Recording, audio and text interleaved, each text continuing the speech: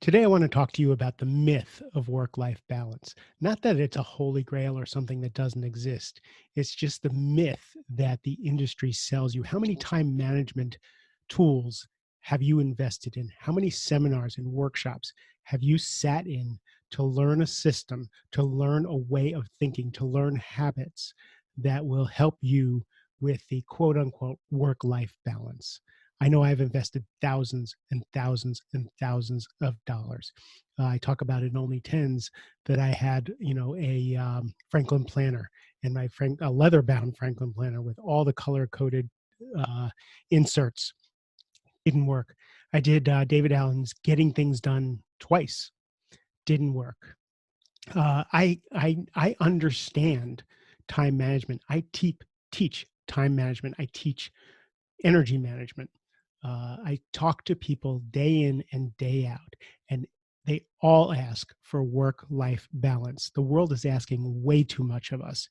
The competition out there is fierce, and the fear put on us about the competition is even worse. So, in a couple of days, I'm actually going to speak on stage, and they asked me to speak on work life balance. And of course, I'm a bit subversive, and I'm going to give you a preview first here. But I'm going to talk about the ingredient that nobody talks about that's needed for work-life balance. And that ingredient is self-love. And I'm not talking self-love of bubble baths and that's self-care. I'm talking about the only way these tools are going to work, the only way you're going to find any semblance of balance between work and life, between your obligations and your responsibilities and life, between your family demands and life, between your to-do list and life. Yeah, it's not work-life balance, it's everything in life balance. Is self-love, is putting yourself on the list. If you actually told the truth, where are you on the list? Are you even on the list? I know for a long time I wasn't on the list. And by the way, that's a racket also. By not putting myself on the list, I got to walk around like a victim and always overwhelmed and always put upon by everybody. But that's the subject for another show. Right now, we're talking about you being all things to all people. You're saying yes to everything except the things that are going to give you life balance. So the tools, setting boundaries, having difficult conversations, saying no, setting timers, using planners, planning your Sunday, planning your day, using your calendar, all the things that people talk about for work-life balance.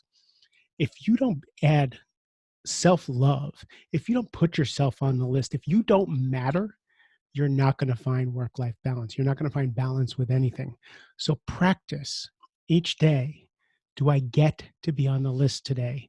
Is it important enough for me to put the oxygen mask on myself so that I am at my best for my children, that I am at my best for the people who count on me, that I am at my best for my job?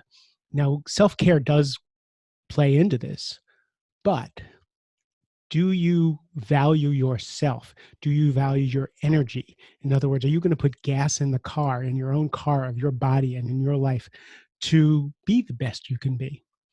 So all these work-life balance tools, you know them already. You know what you need to do. And if you don't, it's easy. Just Google it, pick up my book, listen to one of my other podcasts. I don't care. But put yourself on the list and take a deep breath and decide, where are you going to find space in the day? And then what conversation are you worth having to set the boundary for that? What tool are you worth implementing so that you have some semblance of balance? And that's going to be my talk on Friday, is putting yourself on the list, finding some self-love, finding some self-worth to actually make the time to have balance. I really appreciate your listening. I just found out that we have over 25,000 listeners. I just found this out.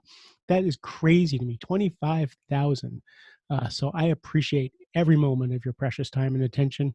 And go put yourself on the list and have a great rest of the day.